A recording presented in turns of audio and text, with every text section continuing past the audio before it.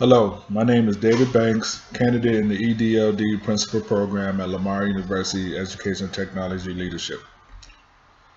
I have selected Activity 2.3 Observing Video in the Practicum Plan log that involves observing the educator's classroom through the lens of an administrator, noting the teacher's attention to instructional strategies, differentiated instruction, and student engagement. This standard focuses on learner-centered value and ethics of leadership. As an educational leader, the principal promotes the success of all students by acting with integrity, fairness, and in an ethical manner. Promotes the awareness of learning differences, multicultural awareness, gender sensitivity, and ethic appreciation in the campus community. This is a fundamental skill an administrator needs to master over time to be an effective leader and guide staff in improving classroom instruction, addressing learning differences, rigor, and student engagement. With the guidance and support from my mentor, I feel this skill will be developed and strengthened as I complete this program and through routine practice become an effective administrator. I will be observing Mr. John Cott's summer session pre-calculus preparatory course lasting 15 days each for both summer sessions for first-time takers, not a recovery class that consists of juniors entering their senior year from the entire district that have 4 courses of math already that didn't take Algebra 1 in the 8th grade or did not take pre-calculus their junior year. Once they complete the course successfully, they will be able to enroll for the regular or AP calculus course for their senior year, which they can receive 1 or 2 semesters of college credit calculus depending on their AP test scores. I met with Mr. John Cox to discuss the observing activity where students will be able to effectively apply inverses of a function focused on the principal values of 6 trig. Before starting the new lesson objectives, students were assigned 3 previous assignments which they had to master for prior knowledge required to apply the new objective. This class consisted majority of students that were pre-AP Algebra 2 students their junior year, and the remaining were regular on-level Algebra 2 students. The course grades consisted of 70% major assessments, which were tests and projects, and 30% minor classwork, which were daily quizzes and homework. There were several motivational tools used to motivate kids to excel in class, which were some extra credit given. Major assessments were able to be retaken, such as tests, but no minor assessments were able to be retaken due to district policy.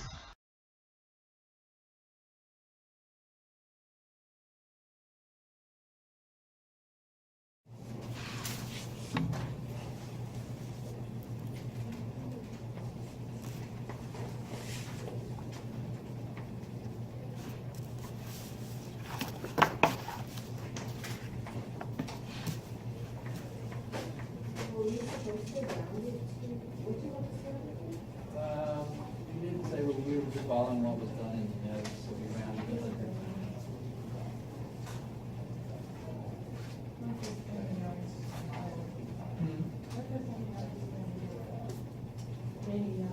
No, it's, N is an element of the unit.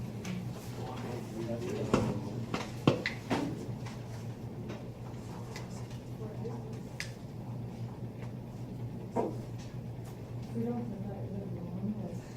No, it's just qualifying that N has to be an integer, it can't be a fraction.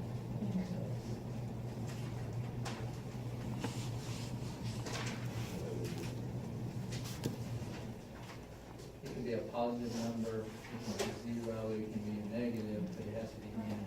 I think I have the first 3. You take the values of X and put in 0 for N, and then if that gives you 2 of them, you may have to go put in -1 for N or +1. Remember we did that in the notes? Yeah. Okay. Yeah. You start usually with 0, put in 0 for n, and that gives you these two. And then also if you put in a -1 here, then that's going to give you the other one, which is 0.95.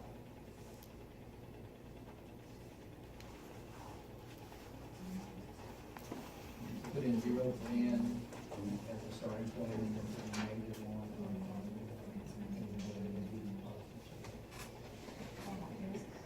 No, for n. You don't put anything. That's what you're trying to find. All right, number 5 here.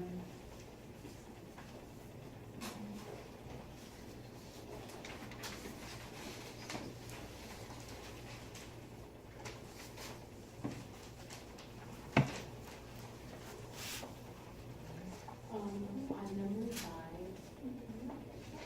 how do you think that We can go over that, we'll go over some of these, because these are the ones that I know you have questions on, so hold that for just a minute, just check what you have.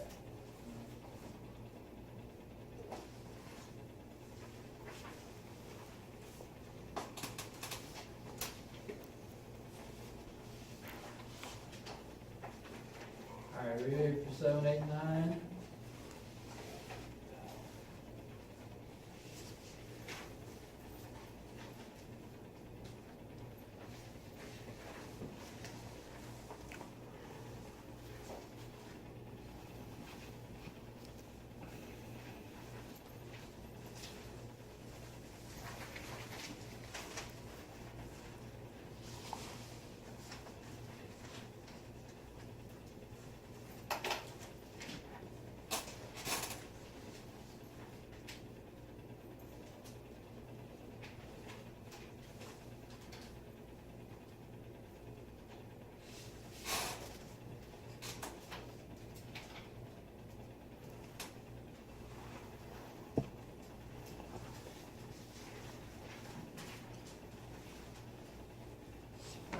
So, starting off with, these are the ones that we finished up with on Friday, so this is where I think most of the questions would be.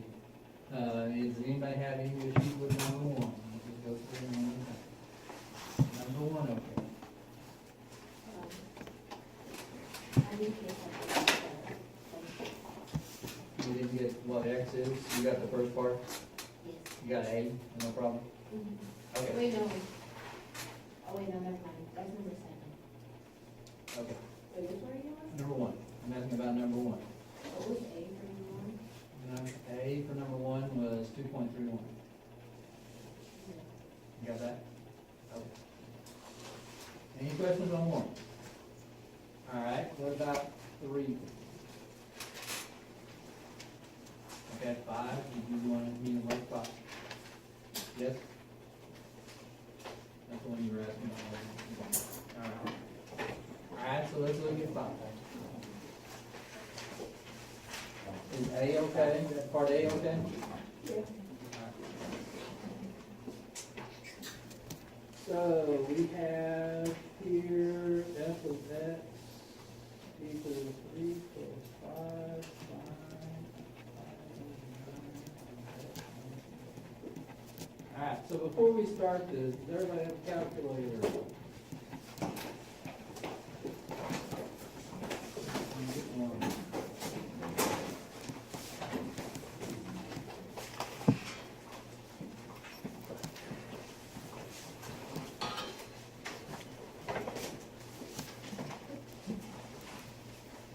So, it says that we are supposed to find out what x is when f of x equals 2.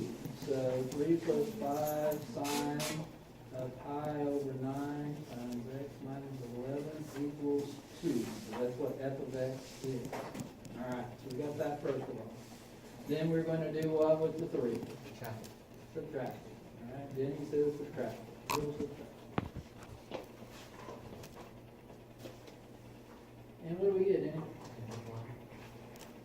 Alright, what about 5? What are we going to do with 5? Divide by 5. Okay. Negatives is negative 1/5, which is what is a decimal? Negative what? Negative 0.2. Alright, now we have the sine of an angle, equals to this value, so we're now gonna do the inverse sign, right? So the angle equals the inverse sign of -0.2. Okay, so we gotta do two things at this point. One, where our angle is gonna be located. If sine is negative, where's that going to take place? Alright, so we got here and here. So this is our reference angle, right? Alright, so that's what the negative sign is going to tell us, the quadrant. Okay, now we're going to put this in the calculator and we're going to come up with the reference angle, which is going to be what? And remember we're in radians, make sure you're in radians. Point, what'd you say? 2014. 1, Four. 4, okay, didn't do that 4. Alright, so that's our reference angle, right? So, what does that give us for our values here? 3.343. I'm sorry? 3.343. Okay. Plus what? 2 pi 2 pi n, okay. What about the other one? 6.082. Plus 2 pi n? Mm-hmm. Alright, are you okay with where I got those from? No, where did you get the 6.082? Okay, remember this is 2 pi over here, and our reference angle is here, so we're going to take 2 pi and subtract 0.2014 from it, and that should give you this. And the same thing over here, we're going to add the reference angle to pi to get the 3 point. Okay? Now, what do I do with the pi over 9? Multiply by the reciprocal, okay? And that means I'm doing all of this multiplied by 9 over pi. Alright, so when I do this times 2 pi, the pi's will go away. It gives me 18 n for both of those. And then what are the values multiplying 9 over 5 times each one of these? 20.58. 8. And then the other one is 28.42. Alright. And that's what x minus 11 equals, correct? Oh no, sorry, that's X. That's X. Is that x? Yeah, no, that's X. Oh, okay. Sorry, I added the You 11. didn't give me the ones in between? That's 9.578. 9 578. okay. And then 17.424. Sorry. Alright, gotta squeeze that in. She got ahead of herself. And then you added 11 to both of those, right? Now, how am I gonna get the first three positive? -1. Well, I always start with 0 to see where I am. Because if those are negative, then I know to go to 1. If those are positive, then I check -1. Alright? So if I put in 0, what do I get? 20.58. Okay. So I got 2 there, but I'm going to check n equal -1. If they come out to be both positive, then I go back and check n equal -2. But in this case, if I put a -1 in here, what do I get? 2.58 and 10.42. And what? 10.42. 10.42, which means that one's out, right? And those are your first three positive. No, I'm scroll up a little. There's up.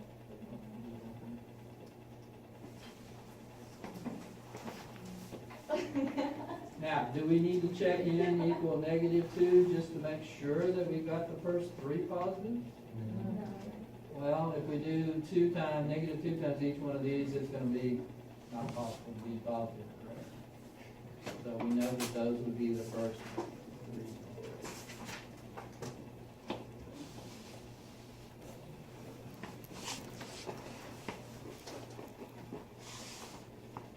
And that's the second part of.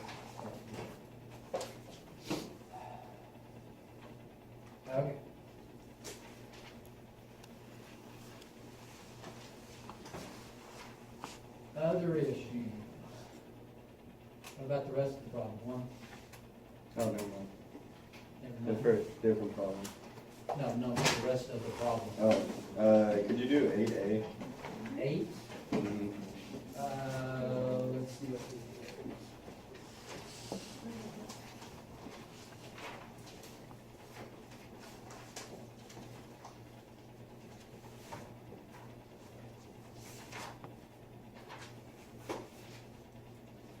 All right, so we have F of 4, what we're evaluating, right? Mm-hmm.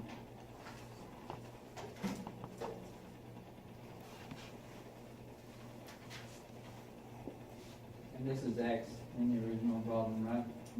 Okay, so when we put this in the calculator, what we're going to do is we're going to do 3 plus 2, and secant is 1 over cosine, right? So it's going to be 1 over cosine of this.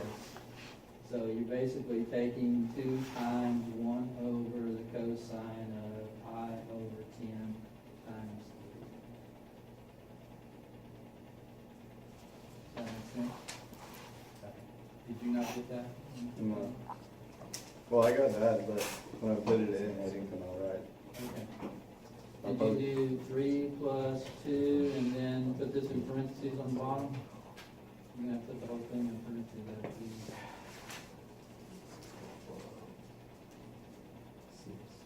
I did 3 pi over time, is that okay? That's the answer. I just put 3 pi over time. Oh, yeah, sure, that would be good. No problem. You working this time, one?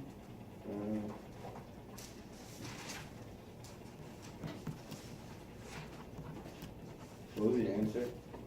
The answer was 6.40, I think. Okay. That work? Yeah. Maybe you just put it in. Yeah, I think so. Did you put parentheses around the bottom or not? Mm-hmm. I think I forgot to put in the division sign. Okay. Everything's good now? Yes, sir. Anything else? 9B.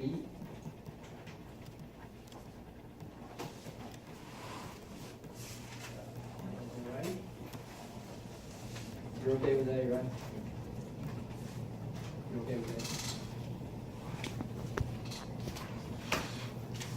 All right, on this one, we have f of x equals -2, so it's 5 over 6 times x plus 1. And it says that f of x equals 0, right?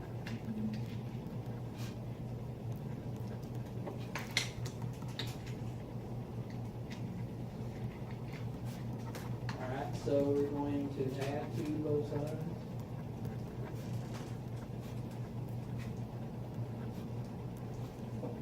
And then do divide by 8, right? And 2 divided by 8 is 1/4 of 3.25. So did you get that part? Huh? See what you did. What did you do? Oh, okay. You just left it negative? Oh, yeah, that would cause problems. So you good? You got the rest of it? Anything else? Everybody's good with these? Yes? All right, fine.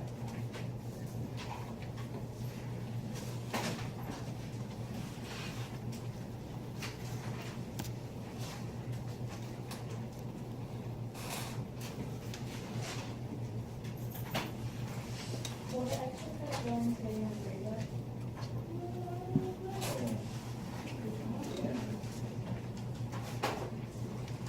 You have to show me the extra credit. Huh? You hate binders, but you're willing to do it for extra credit points. I'm glad to hear it. Okay.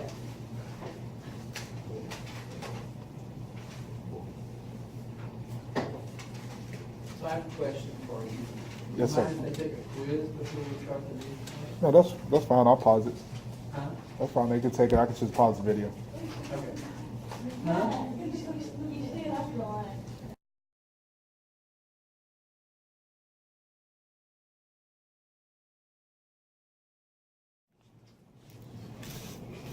Number 8, pi over 6 plus pi n. Are we gonna go through the same things we did on number 3? No, you're right. Wait, Mr. X, if they got one, like, if they got 5 pi 4, but they didn't get the other one, They got this one?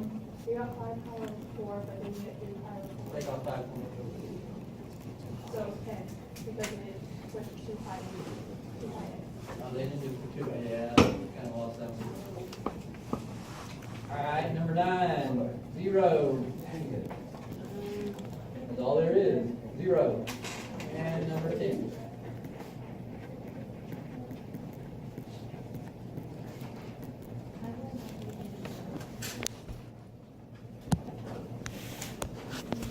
Grade on top, goes back to the person who belongs to. So,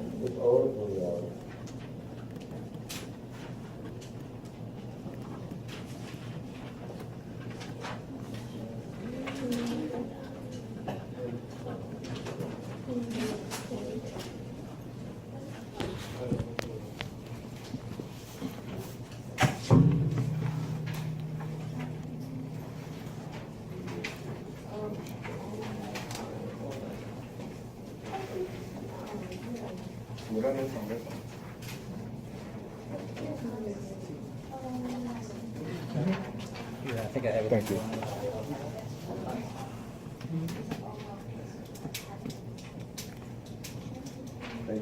You just said pi and.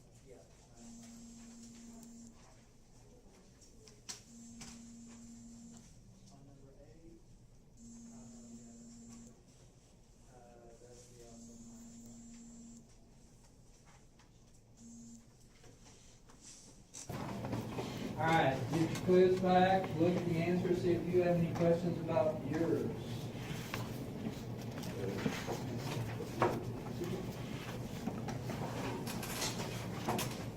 You need to see the top answer? we can do corrections really quick. No.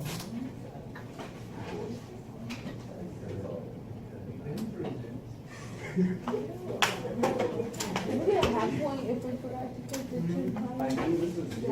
It's a half, so we can just a half point. All right, Because I those, forgot to do that. any questions? Yes, ma'am.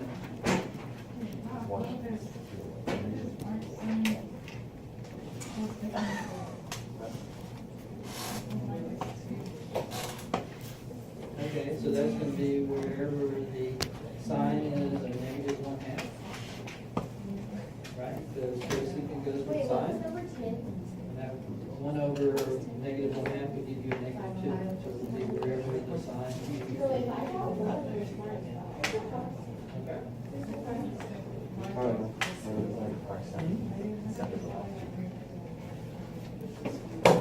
I think it was 2.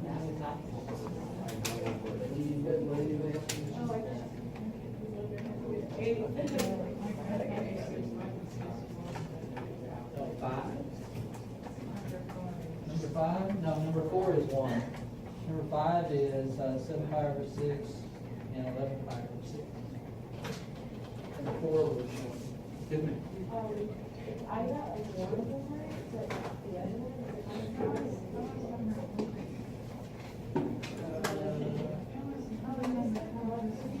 Yeah, so it'd be 9. You got the 7 pi over 6. 9 plus. Yeah, if you do it quick, before you. What's the class?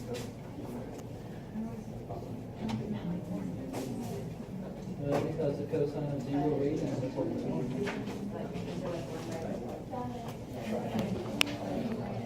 No, that's not an index, that's just a plain on cosine of 0. You see a negative 1 anywhere?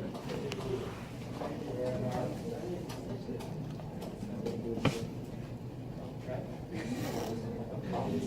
Cosine of 0.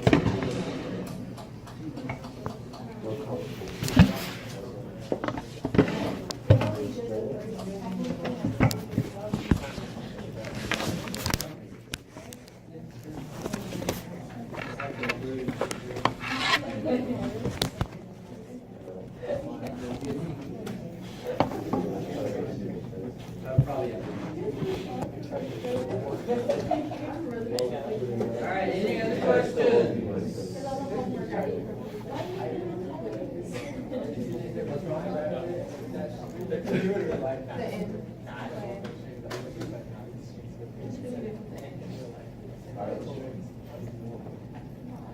Alex, you okay? What was seven? Number 7?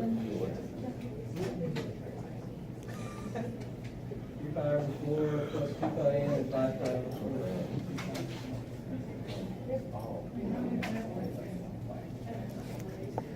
What happened?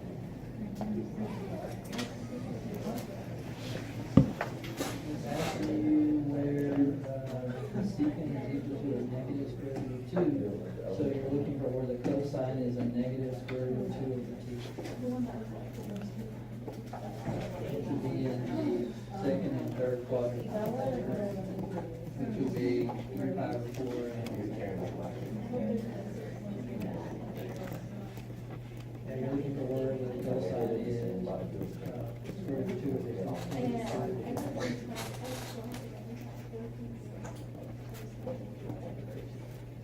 All right, any other questions? Okay. All right, we'll get out the notes that I just passed to you. So as I alluded to earlier, that when we have the inverse of these 6 trig functions, they're not functions.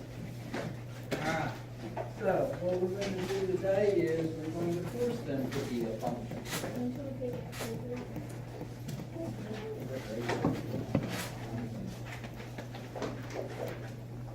So we're going to restrict these, and 3 of them are restricted to 2 sections, and the other 2 are, another 3 are restricted to 2 different sections. And we're going to start talking about just the sign first, and I guess we can look at the grouping. You look at how they go together. This is the sine, tangent, and cosecant go together, and they're going to be restricted from negative pi over 2 to pi over 2. And the cosine, cotangent, and secant are going to be restricted from 0 to pi. Because if you look at the sine here, if we wanted to do the vertical line test, we want a section of this graph that's going to allow us to be a function. And for that to take place, it's going to take place between here and here. If we cut out everything else and just look at that section, then we have a function. And these then are going to be called the principal values of each of the 6 trig functions. And we're going to restrict them to that particular section. All right, to help you remember which ones are which, there's 2 things you need to look at. One, if you look at the grouping here, sine and cosecant obviously go together, right? They're reciprocals of each other. Tangent, what's on top on the tangent? Sine. Okay, think of it that way. They go together. For the other set, we've got cosine and secant, which obviously go together because they're reciprocal of each other. And then cotangent is cosine over sine. So that's one way to remember which ones go with which one. Then, we also have what we call, this is the old thing, if you think about a handle, like on a cup, you have a handle, which is this side, and that look like a handle? And then the other ones are lid because they're going to be in the top 2 here. So if you have like a pot that you're cooking with and it has a lid on it, you know, it has the top part. So hopefully that helped you remember which quadrants we go in. Okay. So far, so good. I'm sorry? The lid part is going to be coming on the next page when we do these right here. It's going to be this part. So if you just think of this top part, isn't that kind of like you have the old-fashioned pots and pans with the, you know, they used to have a little opening and you have a lid on it. It's the top of the pot. All right.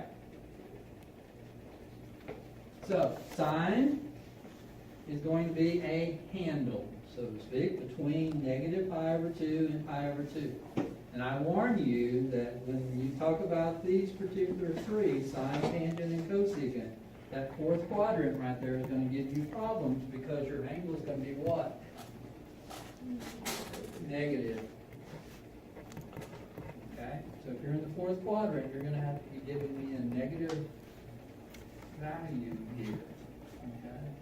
And your sine, your angles are going to be negative also in that fourth quadrant. So keep that in mind as well as we go through. All right. So that's sine. Then we have cosine. If you look at cosine, now it is restricted to the top two quadrants, 1 and 2.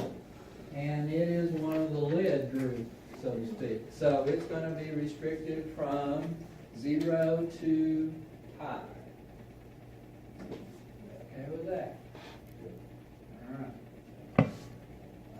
Then tangent is going to go back to the lid, the handle part, the handle, and we're going to restrict it from negative pi over 2 to pi over 2. If you look at that, this is the section of the graph, and if we restrict it to that particular part of the graph, then we are going to have a function, which is what this is all about, trying to force these to be functions. All right. And then these last three, cotangent, same thing, except it's going to be restricted from 0 to pi. Secant is from 0 to pi also. And then the last one, cosecant, is from negative pi over 2 to pi over 2. And you have all this in front of you. All right. Now we get to use all this. How are we going to show that?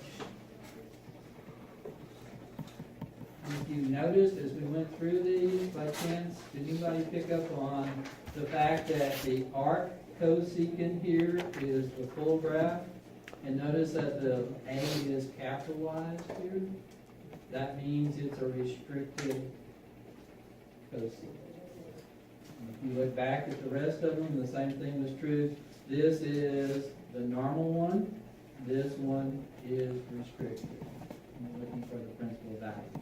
So, how are we going to tell what we're looking for? If we have a capital letter, It's restricted. it's restricted. If arc, secant, cosecant, cotangent, whatever it is capitalized, it's restricted. If it's not capitalized, it's not restricted. Okay? All right. So let's go through and evaluate these using the information we just went through with the graph. So, cosine, it's capitalized. So this means that this one is restricted, and it is restricted to which two quadrants? Cosine. It's restricted from 0 to pi, right, which would be in the first and second quadrant. Okay, 0 to pi. That's our lid, right?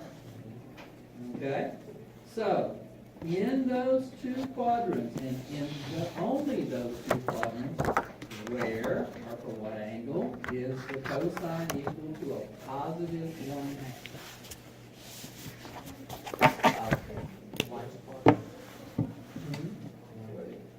Okay, in the first quadrant. Why is it in the first quadrant? Because that's where the cosine is positive, right? Not positive over here, is it? So, in the first quadrant, where is the cosine equal to a positive 1/2? Pi over 3. Pi over 3. Then, no plus 2 pi in or anything else. Just simply pi over 3. Pi over 3. Then, that's our angle right there. That's it. Now, as I said the first day when we started this, what is the thing we have to do? early. Some of you still are playing with that concept and drawing in and everything else. What do we need to do?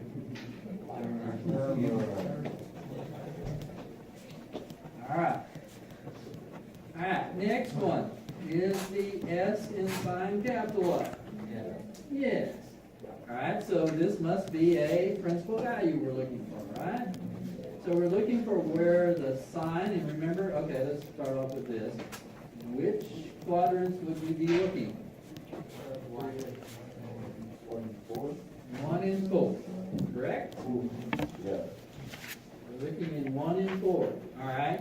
And of those two, notice on each one of these that one of them's positive and one of them's negative. Like up here, then it's positive here for cosine, negative over here for cosine. This one is positive for sine and it's negative down here. Alright, now, if it's a negative value, which quadrant are we going to be in? 4. Number 4. Okay? Now, think about what I said earlier. In the fourth quadrant, from pi over 2 to negative pi over 2, this area right here, where is the sine, or for what angle is the sine equal to a negative square root of 3 square root of 2 over 6? 7 pi over 4. What'd you say? 7 pi over 4. 11 pi.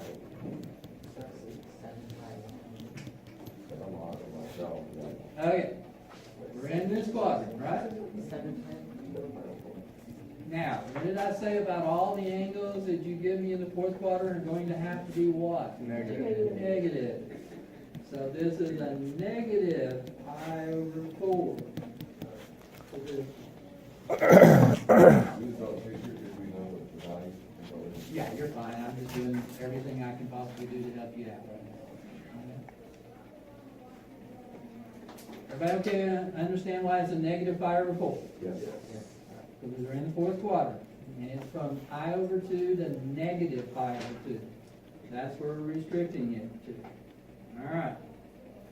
Now, what about arc secant of 2? So where is it restricted? It is restricted, it's capital A. So are we in the first and second quadrant, or are we in the first and fourth quadrant? First and fourth. No. First and second. Which one? First and second. First and second. Okay. It's a loop. Now, if we think about this, this is secant. So secant goes with cosine. And so secant is 1 over cosine. So we're looking for where the cosine is 1/2, correct? Okay, and it's positive, correct? Okay, so that rules out quadrant 2, right? So we must be in quadrant 1, right? So, in quadrant 1, where is the secant equal to 2? Pi over I hear pi over 3 or 6? 3. 3. Right, the cosine's 1/2. So it's pi over 3.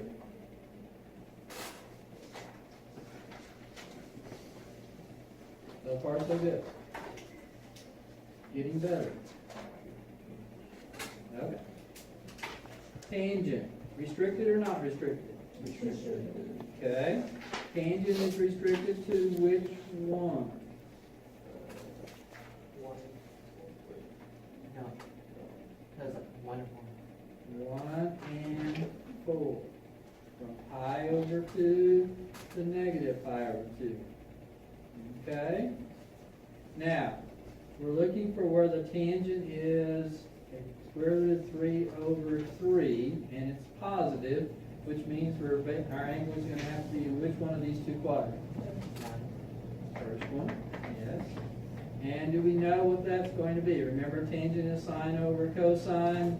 What gives us a square root of 3 over 3? What fraction gives us that? 1/2 over the square root of 3 over 2, correct? Okay, so we're looking for Pi over 6. where the sine is 1/2 and the cosine is square root of 3 over 2. And that would be pi over 6, right? Okay.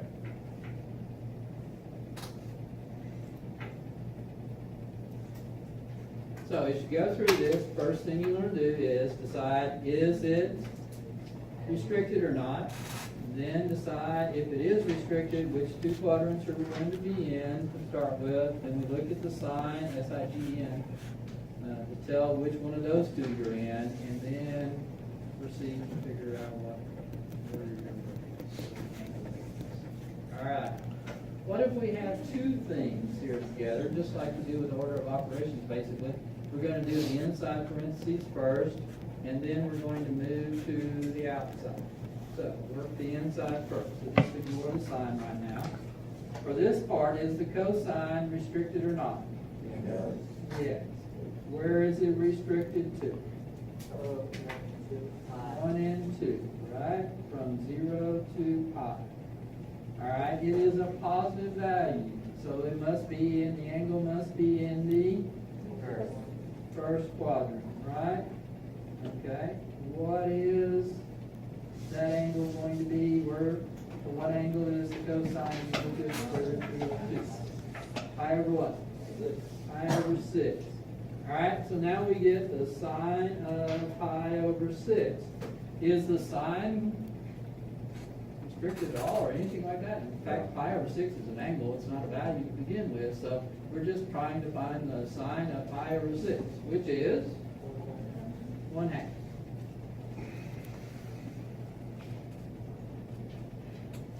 So now we're going to mix things together.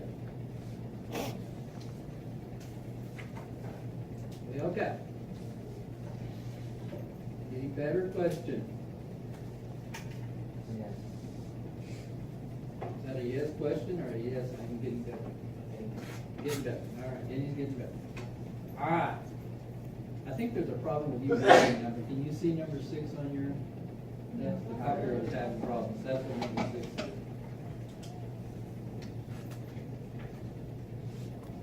All right, so we're going to start on the inside. This has nothing to do with restricted or anything like that, and this is an angle. So I'm just going to find the sine of 5 pi over 6. What is the sine of 5 pi over 6? 1/2. Okay, so we now have changed this into arc sine of 1/2. Now, is this restricted? Yes. So, sine is restricted from pi over 2 to negative pi over 2. The particular value here is positive, which means we must be in which quadrant? First quadrant, right? And in the first quadrant, for what angle is the sine equal to 1/2? Pi over 6. Okay. So just work your way inside to outside. You'll notice when it's not an inverse or anything, remember this is just an angle. So don't get confused. Alright, so we've got now, we're going to do the inside part here, cosine of a negative pi over 6. So what is the cosine of a negative pi over 6? Where is the negative pi over 6 located? It would be right here, right? And so what is that going to give us? Square root of 3 over 2. So we now have arc cosine of square root of 3 over 2. Is this part restricted? Yes. So where are we restricted to? 0 to pi because it's cosine. It is a positive value, which means we're going to be in the first quadrant. And in the first quadrant, what angle is the cosine square root of 3 over 2? Pi over 6. We got a lot of pi over 6. All right. Now, everything we've done so far we were able to find on the unit circle, right? Yes, what? We come to the point where we can't use the unit circle anymore. And how would you determine that? Well, if you look at this, 2/7 is not any value that we're getting off the unit circle, right? So we're gonna have to draw triangles here. Okay. So, first thing we're gonna do is the inside part.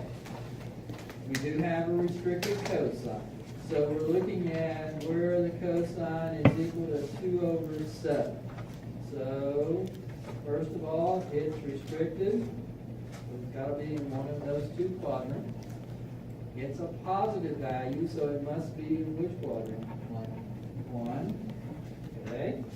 So in quadrant 1, I'm going to draw a triangle with this information. We've done these triangles before. Alright, so cosine is x over r. Right? This is x, this is r. So if we label this is going to be 7, this is 2, and the unknown is y. Now, on these particular type problems, you're not going to be able to actually figure it out without putting it in the calculator, and I'm not asking you to do that actually. We're just going to find out the tangent of something, okay? Now, tangent is what? Y over x. So do we need to find y? Yes, we do. How are we going to find y? Pythagorean theorem. Y squared equals, let's do 2 squared plus y squared equals 7 squared, right? So y squared equals 7 squared minus 2 squared, which would be 49 minus 4, which is 45. If I take the square root of that, I get y equals, and it can't be negative, right? Because it's in the first quadrant. It's going to have to be a positive value.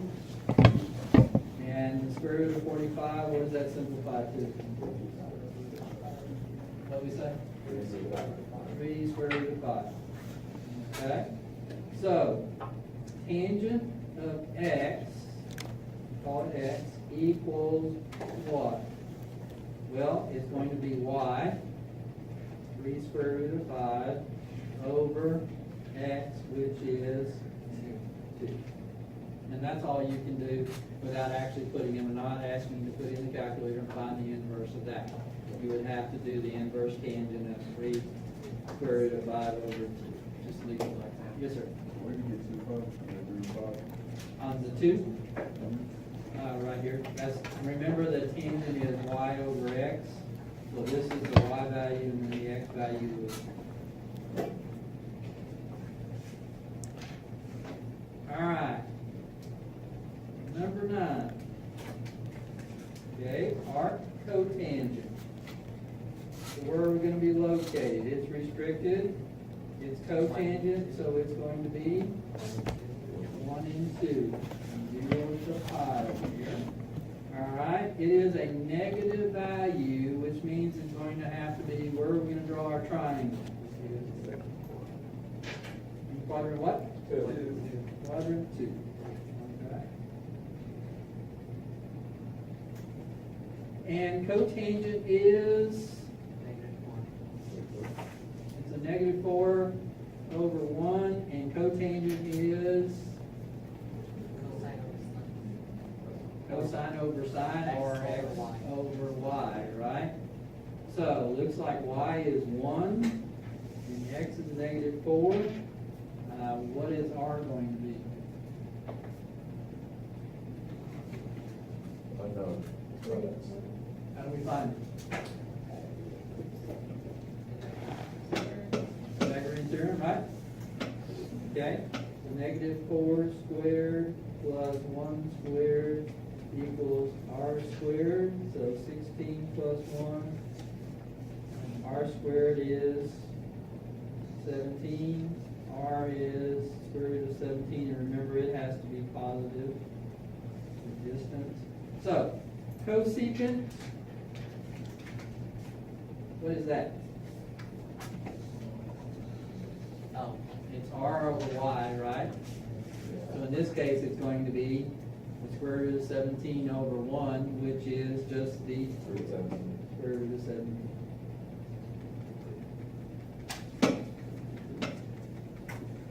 And then the last one here. So we have the tangent, and it's restricted. Okay? So tangent is restricted to these two quadrants here. Negative pi over 2, pi over 2. Okay? And the tangent is going to be negative in the first or fourth quadrant. Fourth. Alright, so we're going to draw our triangle down here. And tangent is y over x. So it looks like this is going to be a negative 8, and x is 1. What's the r going to be on this one? Let's see. Negative 8 squared plus 1 squared equals r squared. So 64 plus 1 equals r squared. So r squared is 65. R equals square root of 65. And then it has to be a positive number because it is this. Okay. So, using that information, the sine of x equals y over r. Y is? What? Negative 8. Right?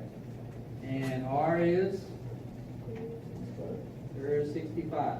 Can we leave it like that? No, we've got to rationalize it, right? So that would be then negative 8 square root of 65 over 65. Alright, so again, let's recap here. When we're doing these, you're looking for the capital letter for either the function or the arc if it's this arc, and that means we're going to be restricted to one of the two quadrants. If you are, as we did on the front page there, if you are sine, tangent, or cosecant, you're going to be restricted from negative pi over negative pi over 2. If you're cosine, cotangent, or secant, you're going to be between 0 and pi. So that's the first thing you need to decide. Then each one of those, one quadrant is positive, one quadrant is negative. So look at the value and decide which one of those two quadrants you're going to be in. And then from there, you should be able to figure out what it is. If we know our units are full. Okay. What's wrong there? Huh? You're good? All right. Do you have any questions about these? If you have two parts, which part do you start with?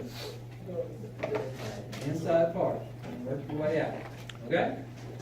All right.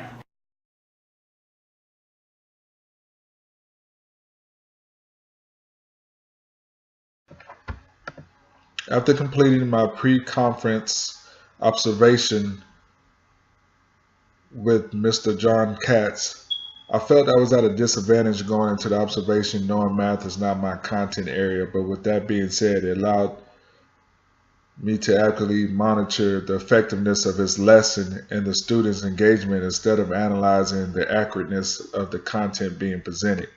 He used appropriate technology in class, for example, using the L mode to display information and problems on the projector screen.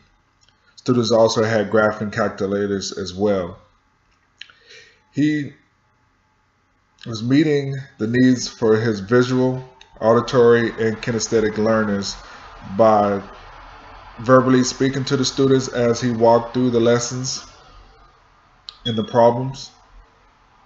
Students that were visual learners were able to see on the overhead on the Elmo as he worked through the problems. And then students were also, that are kinesthetic, were getting the hands-on application, working through the problems on paper as they completed the problems. I thought it was great that he was always started the class with a review session, especially since the pace of the class was at a higher rate than a normal school semester. So that way he could meet the needs of any struggling student or students. He also had a tutorial session before class before class started that students could come to as needed. I felt the class lesson was structured and sequenced well, allowing to check for students' understanding, application, and engagement. He made sure all students had required materials and for the assignments and lesson. Students were actively engaged throughout the lesson, individually as well as in groups. Students were responding and executing steps as he wrote them. Students were on task, and there wasn't any need for redirection for inappropriate activities or behavior. After observing the review session, he reassessed the students. Reassessed the students to confirm students' mastery of the previous assessment objectives before moving to the new lesson. Students were able to receive instant feedback when he presented them with the quiz after the review session. They graded each other's quiz and passed back to the original owner so they could correct their answers, as he had the answers posted on the overhead with the Elmo. Students worked individually or as a group discussing their answers and the methods and how they came to their answers on their own. It was student-led, as he walked around assisting students as needed. And when there was problems where multiple students had the same issue, he would work the group on the overhead together.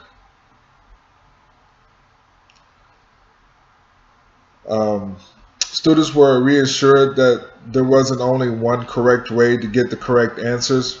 This was seen when a young lady verified the method she used to solve the problem, and he verified that the answer was correct and she did it correctly.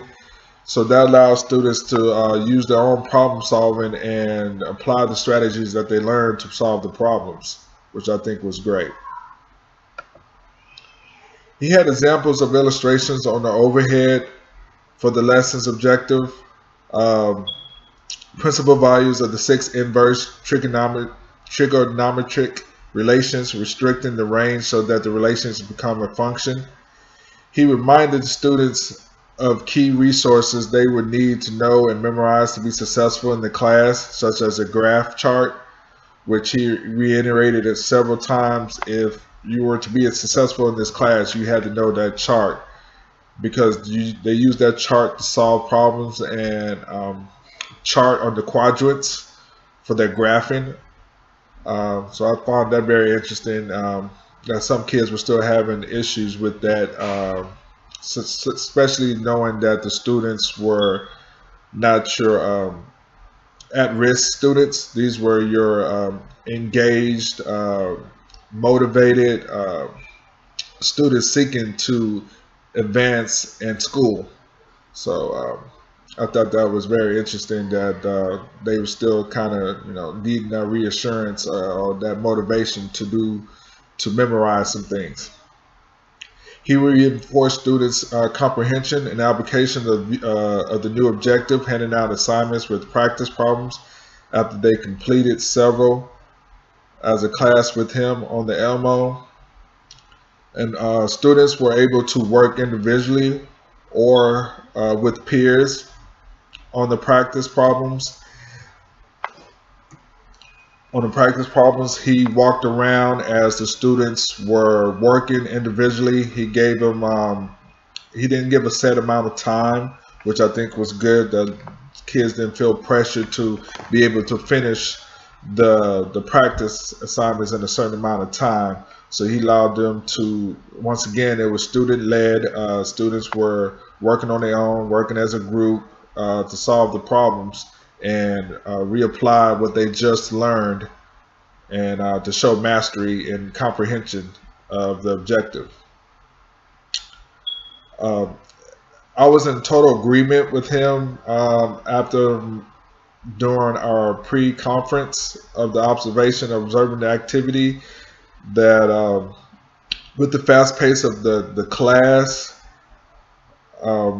that the more hands-on and practice the students had received, the more successful they could be in the class and were able to attain the objectives, and objectives that build up on each other. With math, everybody knows before you can move on to the next thing, you have to know the content or the objective before, because there's connection and they just build up on each other and get more advanced.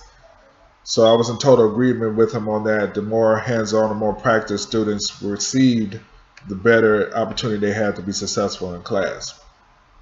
Only recommendation I would have given him for the class is to have posted the objective in the class, not just on the assignment that he passed out to the students.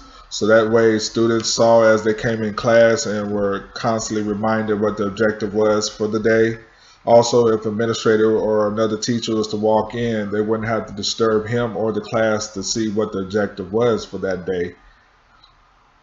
Also, posting an agenda so students know what to expect and the time frame that they'll be working with for that day, just to give groundwork. So it's just, you know, to leave any uninsurance, I would guess you could say, so they didn't have that doubt of what the time frame they had to complete assignments and to meet their goals and objectives for the day.